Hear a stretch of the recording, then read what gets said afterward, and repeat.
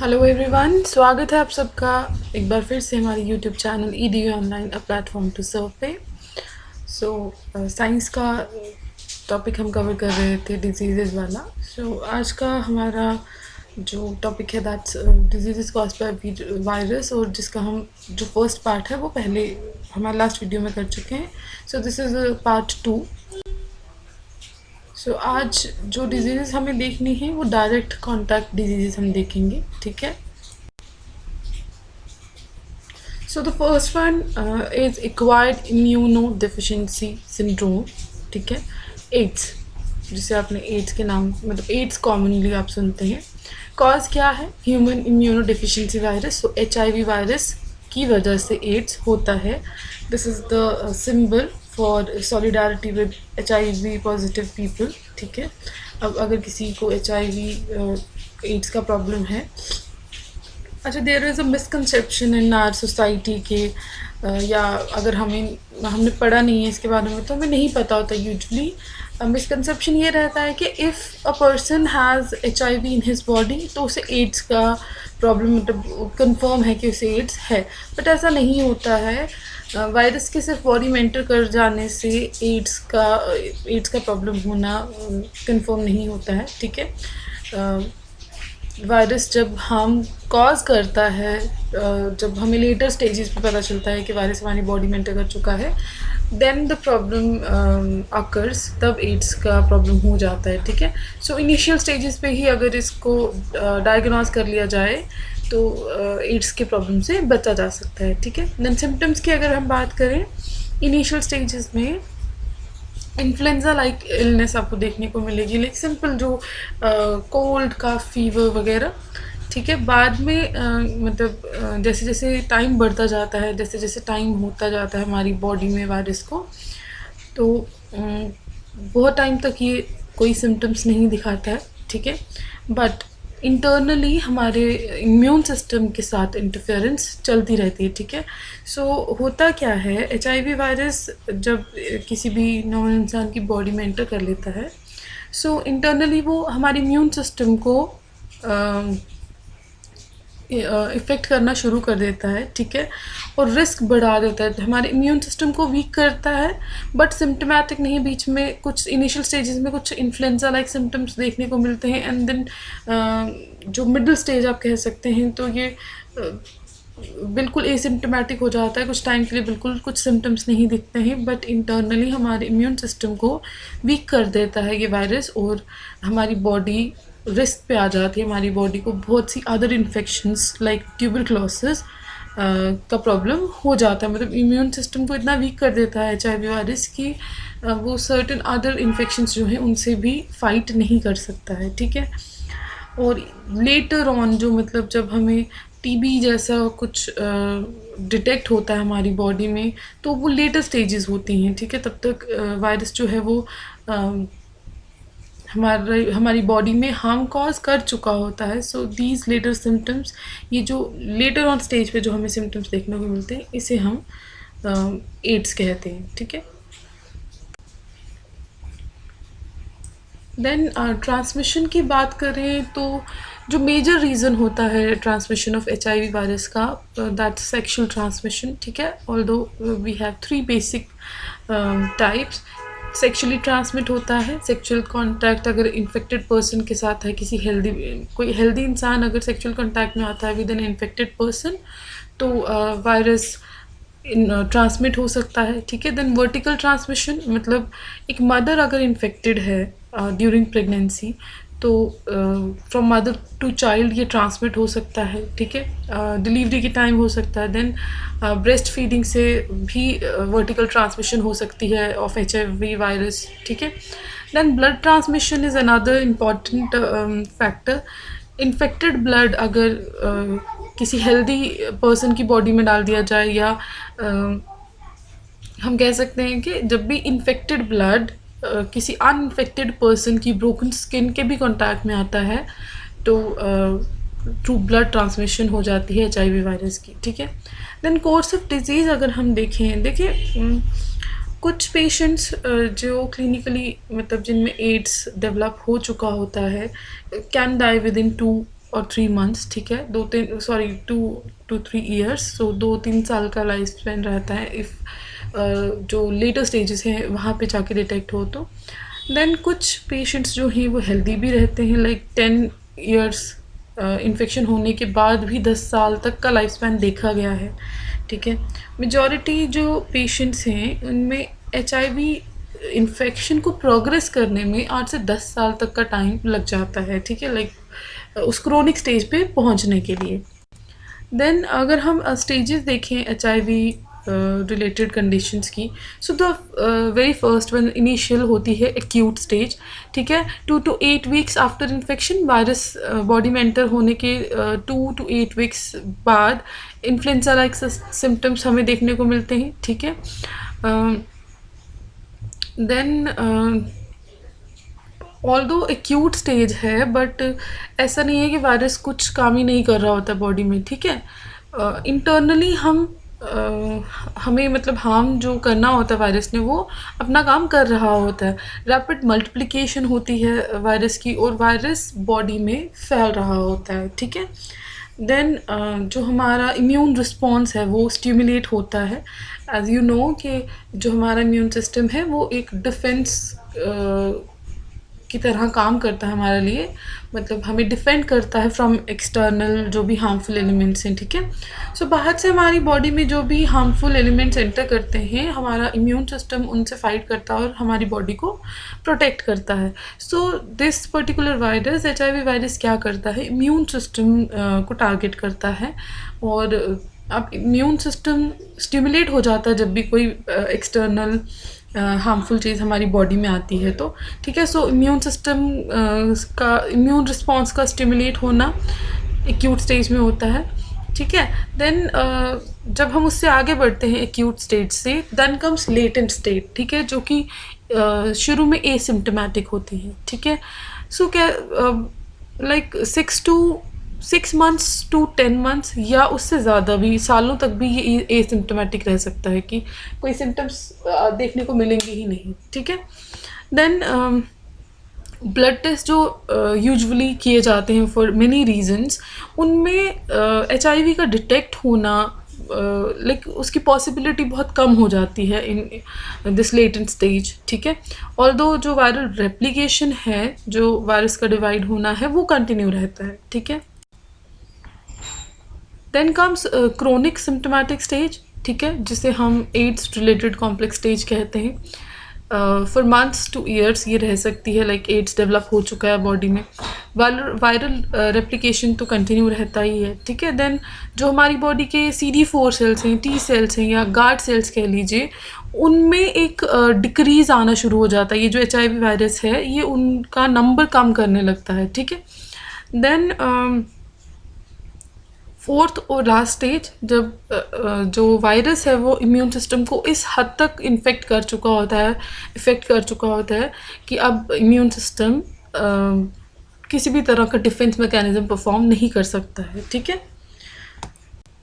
Then prevention और control की बात करें तो प्राइमरली तो एजुकेशन के थ्रू ही इसको प्रिवेंट किया जा सकता है या कंट्रोल किया जा सकता है। जब हम देखें, सबसे पहली चीज़ है किसी चीज़ के बारे में जानना। कोई डिज़ीज़ है, कोई प्रॉब्लम है, उसके बारे में जब तक हम जानेंगे नहीं तो हम प्रिकॉशंस नहीं ले सकते हैं, ठीक है।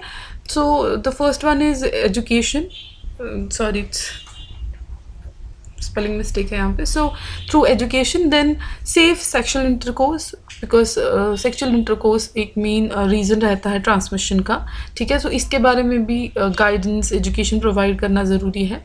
Then intravenous needles and syringes का यूज़ नहीं होना चाहिए, ठीक है, सो वो अवॉइड हो। देन एंटीवायरल मेडिकेशंस दी जाती है during pregnancy he, so that HIV जो है वो डेवलप ना हो, वो बॉडी में मतलब ट्रांसमिट ना हो।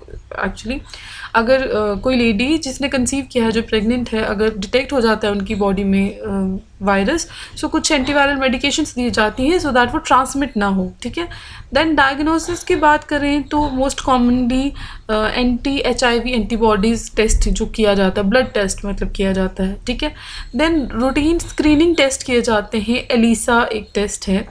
बट हम एड्स की कंफर्मेशन के लिए सिर्फ एलिसा टेस्ट पे रिलाई नहीं कर सकते हैं, बिकॉज बहुत से केसेस ऐसे देखने को मिले जिसमें एलिसा टेस्ट की जो रिपोर्ट थी वो गलत थी, मतलब पॉजिटिव दिखाया गया बट वो गलत रिपोर्ट्स थी. सो एलिसा के बाद एलिसा के साथ साथ वेस्टर्न ब्लॉट टेक्निक भी यूज़ की जाती है टू डायग्नोज. ठीक है. देन ट्रीटमेंट की अगर हम बात करें तो एज सच कोई क्योर नहीं है एड्स का, मतलब इट्स नॉट क्योरेबल. ठीक है. कोई इलाज नहीं है इसका. वैक्सीन अवेलेबल नहीं है बिकॉज बट रिसर्च चल रही है इस पर. ठीक है. देन ट्रीटमेंट जो highly active and anti retroviral therapy दी जाती है. ठीक है. ट्रीटमेंट जब की जाती है जो कि डिज़ीज़ की प्रोग्रेशन को स्लो कर देती है, मतलब आप ख़त्म नहीं कर सकते हैं डिज़ीज़ को, बट उसकी प्रोग्रेस को वायरस की जो प्रोग्रेस है उसे कम कर सकती है, स्लो डाउन कर सकती है. ठीक है. देन मोस्ट सक्सेसफुल ट्रीटमेंट्स की अगर हम बात करें तो कुछ कॉम्बिनेशन ऑफ ड्रग्स दिए जाते हैं जिन्हें हम इनहिबिटर्स कहते हैं, जो रोकते हैं, इनहिबिट करते हैं. ठीक है. सो ये जो इनहिबिटर्स, इनका काम क्या होता है, HIV वायरस को सेल्स के अंदर एंटर ना होने देना. तो सेल्स HIV वायरस की सेल्स में एंट्री को प्रिवेंट करते हैं inhibitors. Okay. Then the next one is herpes simplex या कोल्ड सोर्स हम इन्हें कहते हैं, छाले. ठीक है. हर्पस सिम्प्लेक्स वायरस HSV1 की वजह से हर्पस सिम्प्लेक्स कॉज होता है. सिम्टम्स देखेंगे तो ब्लिस्टर्स आप इमेज में देख सकते हैं, ये मुंह के छाले. सो ब्लिस्टर्स जो कि आपको लिप्स, माउथ या गम्स में देखने को मिल सकते हैं. ठीक है.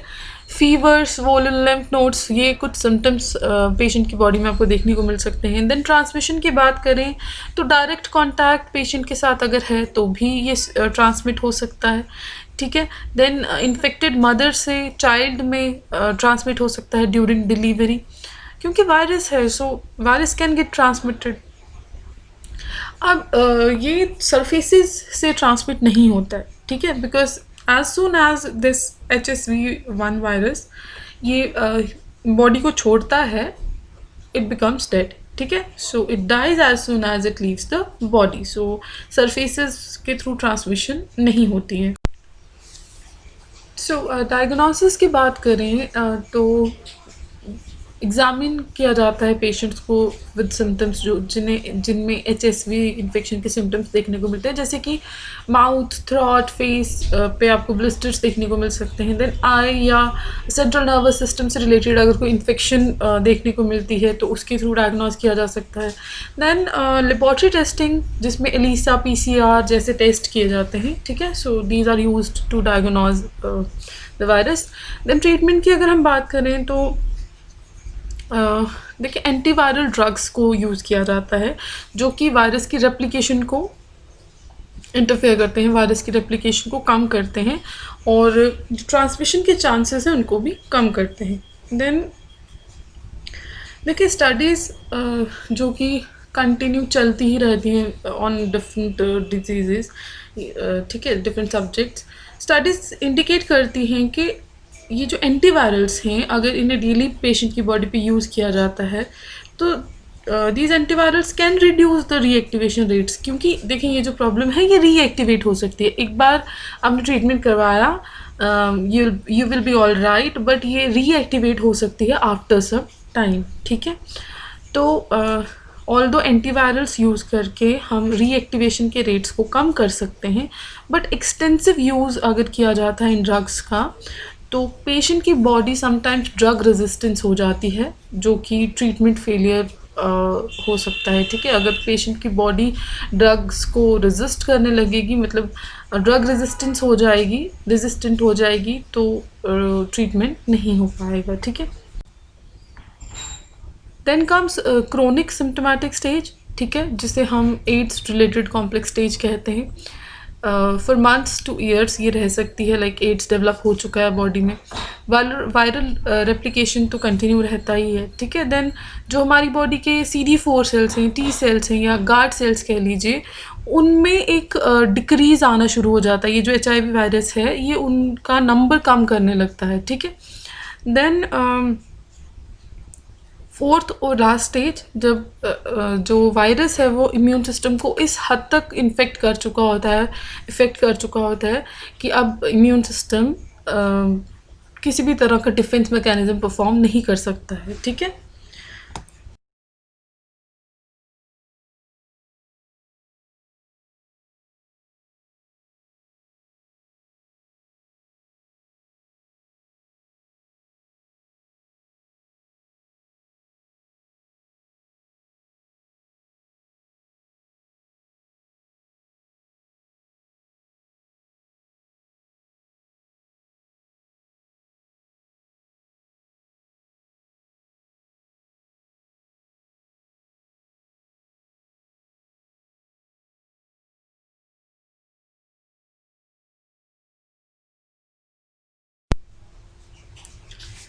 Then the next one is common cold, and as the name suggests, it's common, the common disease.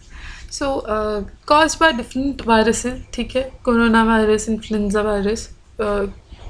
So as you can say, आप symptoms देखेंगे, cough, sore throat, runny nose, nasal congestion, fever, headache, etc. So corona virus का अगर आप cases देखते हैं, so same symptoms आपको देखने को मिलेंगे जो कोरोना के पेशेंट्स हैं उनमें भी, बिकॉज वायरसेस समवट सेम है, ठीक है, इनिशियली सेम है. ऑल्दो आप ये नहीं कह सकते कि corona virus is exactly similar to the common cold virus, but initially आपको यही सिम्टम्स कोरोना के पेशेंट्स में भी देखने को मिलते हैं, ठीक है. देन ट्रांसमिशन की अगर हम बात करें तो एयर ड्रॉपलेट्स के थ्रू, बिकॉज अगर कोई इन्फेक्टेड पर्सन स्नीज करता है तो एयर ड्रॉपलेट्स के थ्रू ये वायरस ट्रांसमिट हो सकते हैं किसी दूसरे हेल्दी पर्सन की बॉडी में. देन अगर डायरेक्ट कॉन्टैक्ट है इन्फेक्टेड पर्सन से तो भी ट्रांसमिशन हो सकती है. प्रिवेंशन की अगर हम बात करें तो प्रॉपर हैंड वॉशिंग को फॉलो करना ज़रूरी है. देन पेशेंट को बाकी लोगों से थोड़ा दूर रखना, आइसोलेट करना एक प्रिवेंटरी मेजर हो सकता है. Then wearing face mask use किए जा सकते हैं मतलब वायरस को ट्रांसमिट होने से रोकने के लिए, ठीक है. देन ट्रीटमेंट की अगर हम बात करें तो कॉमन कोल्ड के लिए कोई प्रॉपर वैक्सीन नहीं है, बट एंटीवायरल्स और एंटीबैक्टीरियल्स यूज़ किए जा सकते हैं, ठीक है, and that can be helpful. Then the next one is cytomegalovirus inclusion disease, ठीक है, थोड़ा लंबा नाम है बट आपको याद रखना पड़ेगा. So the cause is cytomegalovirus. देखिए जो डिज़ीज़ है वो वायरस के नाम से ही आपको मिलता जुलता मिलेगा, ठीक है. So it would be easy for you to remember the name of the virus. So it's caused by cytomegalovirus, इसीलिए इसे साइटोमेगालो वायरस इंक्लूजन डिजीज़ कहते हैं, ठीक है. It can infect any cell of the body, ठीक है. Then symptoms की अगर हम बात करें तो यूजुअली ये एसिम्टोमेटिक है, मतलब इसके सिम्टम्स जो है कम देखने को मिलेंगे, but can be serious in immuno compromised individuals. देखिए नॉर्मली किसी हेल्दी इंसान की बॉडी में अगर ये वायरस एंटर करता है तो ज़्यादा सिम्टम्स ये नहीं शो करेगा, ठीक है, मतलब एसिम्टोमेटिक रहता है. बट अगर किसी इम्यूनो कॉम्प्रोमाइज्ड इंडिविजुअल मतलब कोई ऐसा इंसान जिसका इम्यून सिस्टम वीक है, अगर उसकी बॉडी में एंटर करता है तो it can cause serious problems for that very person, ठीक है. डाइजेशन रिलेटेड इश्यूज हो सकते हैं, विजन लॉस हो सकता है, जैसे कि हमने कहा किसी बॉडी के किसी भी सेल को इन्फेक्ट कर सकता है तो विजन लॉस, नर्वस सिस्टम से रिलेटेड प्रॉब्लम्स आपको देखने को मिल सकती हैं if the immune system is weak, ठीक है. ट्रांसमिशन की अगर हम बात करें तो पर्सन टू पर्सन जो ट्रांसमिशन होती है, that mode of transmission is not known yet. अब तक पता नहीं है कि from one person to another person ये वायरस कैसे ट्रांसमिट होता है, बट ऐसा एज्यूम किया जाता है कि it occurs through bodily fluids, ठीक है. सिलाइवा, यूरिन, ब्लड, टीयर्स, ये जो बॉडी फ्लूइड्स होते हैं इनके थ्रू ये जो वायरस है ये ट्रांसमिट हो सकता है, ठीक है. सो ट्रीटमेंट, प्रिवेंशन एंड कंट्रोल की बात करें तो educating the people is the first step. देखिए किसी भी डिजीज़, किसी भी सब्जेक्ट की अगर हम बात करें तो the first step should be educating the people, ठीक है। जब तक लोगों को पता नहीं है प्रॉब्लम के बारे में, तब तक जब तक लोग अवेयर नहीं हैं, वो प्रिकॉशंस लेना भी पॉसिबल नहीं है, ठीक है। सो प्रिवेंशन पॉसिबल नहीं है without educating the people. So educating the people is the first step that can prevent the transmission. Then proper hand washing habits, close contact को अवॉइड करना विद इन्फेक्टेड पर्सन, ठीक है। कोई वैक्सीन नहीं है properly से ट्रीट करने के लिए, बट एंटीवायरल मेडिकेशंस दी जाती हैं जो कि वायरस की रिप्रोडक्शन को स्लो कर देते हैं, और जो भी सिम्टम्स देखने को मिलते हैं रिलेटेड टू डिजीज़, उन्हें ट्रीट करने की कोशिश की जाती है। Then sexual contact must be avoided. Blood transfusions और ऑर्गन ट्रांसप्लांट्स जो होते हैं उन्हें ध्यान में रखना चाहिए। लाइक किसी इन्फेक्टेड पर्सन का ब्लड या किसी इन्फेक्टेड पर्सन का ऑर्गन ट्रांसप्लांट नहीं होना चाहिए। Then blood urine test, biopsy, imaging test like CT scan, तो ये कुछ टेस्ट हैं जो हेल्प कर सकते हैं in the diagnosis. So diagnosis की बात करें तो एग्ज़ामिन किया जाता है पेशेंट्स को विद सिम्टम्स जिनमें HSV इन्फेक्शन के सिम्टम्स देखने को मिलते हैं, जैसे कि माउथ, थ्रॉट, फेस पे आपको ब्लिस्टर्स देखने को मिल सकते हैं। देन आई या सेंट्रल नर्वस सिस्टम से रिलेटेड अगर कोई इन्फेक्शन देखने को मिलती है तो उसके थ्रू डायग्नोज किया जा सकता है। देन लेबॉरेटरी टेस्टिंग, जिसमें ELISA, PCR जैसे टेस्ट किए जाते हैं, ठीक है। So these are used to diagnose the virus.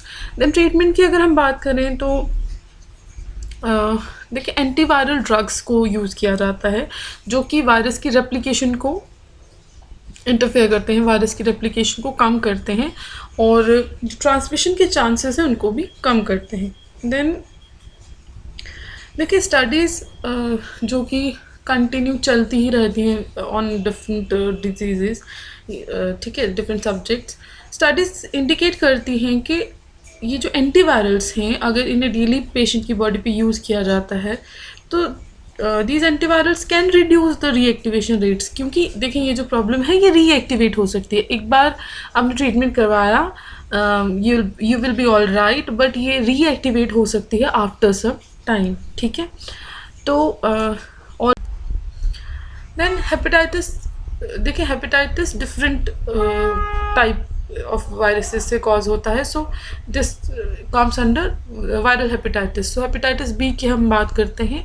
Serious liver infection है ये, जो कि हेपेटाइटिस बी वायरस की वजह से कॉज होती है। क्रोनिक है और लीवर फेलियर तक हो सकता है इसकी वजह से।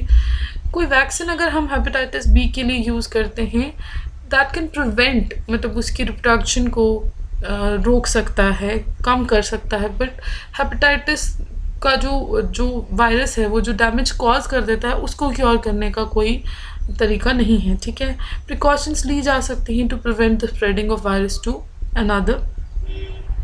देन प्लेसेंटा से, और प्लेसेंटा जो व्हेन अ लेडी कंसीव्स, तो जो फीटस है, जो फीटस और मदर के बीच में जो एक कनेक्शन होता है, that's placenta. Placenta through he mother जो है वो फीटस को फीड प्रोवाइड करती है विद इन द बॉडी, ठीक है। सो ब्रेस्ट मिल्क के थ्रू ट्रांसमिट हो सकता है। देन सेक्सुअल कॉन्टैक्ट या शेयरिंग ऑफ नीडल्स, ये कुछ अदर एस्पेक्ट्स हैं, फैक्टर्स हैं जो रिस्पॉन्सिबल होते हैं ट्रांसमिशन के लिए, ठीक है। क्रोनिक इन्फेक्शन है, और लिवर कैंसर का प्राइमरी जो रीज़न है वो हेपेटाइटिस बी की वजह से ही होता है, लिवर कैंसर, ठीक है। और सेकंड जो कॉज है लिवर कैंसर का, हेपेटाइटिस का, दैट टोबैको या अल्कोहल वी कैन से, ठीक है। So these can be avoided. Then prevention और कंट्रोल की अगर हम बात करें तो इम्यूनोथेरेपी, मतलब जल्दी डिटेक्ट हो जाए, अर्ली स्टेजेस पे डिटेक्ट हो जाए। So within 7 days of exposure passive immunotherapy दे दी जाए। देन कंटामिनेटेड मटेरियल से कंटैक्ट नहीं होना चाहिए, लाइक साफ सफाई रखना, कंटामिनेटेड चीज़ों से दूर रहना। देन जो हाई रिस्क ग्रुप्स रहते हैं, लाइक 0 to 18 years old, उन्हें प्रिवेंटरी मेजर्स पे ही वैक्सीनेशन प्रोवाइड कर दी जाए, ठीक है। फिर कॉन्टैक्ट ऑफ कैरियर्स, वही हेल्थ केयर प्रोफेशनल्स जो हैं उन्हें भी वैक्सीनेट करना, और जो जो भी अदर पीपल हैं जो कंटैक्ट में रहते हैं पेशेंट्स के, उन्हें भी वैक्सीनेशन प्रोवाइड करना। ये हाई रिस्क ग्रुप्स में आते हैं, सो वैक्सीनेशन कैन हेल्प, ठीक है, to prevent the people from this very problem. Then here is the table जिसमें आपको हेपेटाइटिस के डिफरेंट फॉर्म्स देखने को मिलेंगे। So you can go through the table by yourself, ठीक है, क्योंकि जो मेन था हेपेटाइटिस बी वो हम आपको बता चुके हैं। You can go through the table for other types as well, ठीक है। हेपेटाइटिस ए, सी, डी, ई आप ये पढ़ सकते हैं। डिटेल दी गई है, डिजीज़ का नाम है, जीनोम, क्लासिफिकेशन क्या है। सो मेन आपके लिए इस टेबल में भी रहेगा, आपको डिजीज़ का नाम देख लेना है, ट्रांसमिशन मोड देख लेना है, ठीक है, एंड प्रिवेंशन देख लेनी है। So these 3 columns are important exam point of view से भी, ठीक है। So this is it for now. अगले वीडियो में मिलेंगे आपसे with the next part of this topic. Thank you very much.